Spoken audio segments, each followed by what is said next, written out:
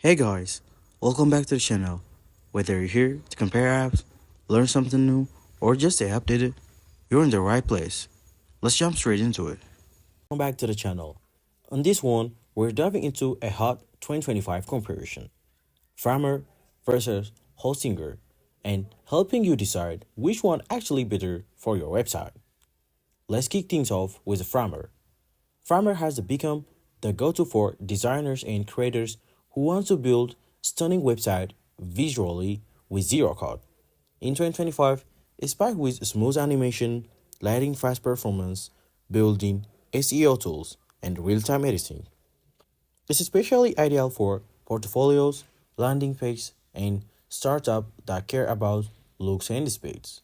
You just drag, drop, and publish, all in one clean UI. On the flip side, we have Hostinger. It's a powerhouse when it comes to traditional web hosting. Whether you're running a WordPress site, launching an e-commerce store, or hosting a custom code, Hostinger gives you a full flexibility. Their 2025 plans, including free domains, emails, solid security, and pretty sleek dashboard. Plus, they are still one of the most budget-friendly hosting platform out here. So, which one should you go for? If you want a visually sleek, no-code builder to launch fast without worrying about backend stuff, Framer is the winner.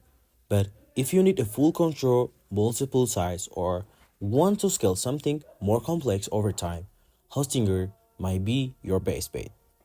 Alright guys, that's it for this comparison. Let me know which platform you're using or think about switching to down in the comments. And if this helped, don't forget hit to the like and subscribe.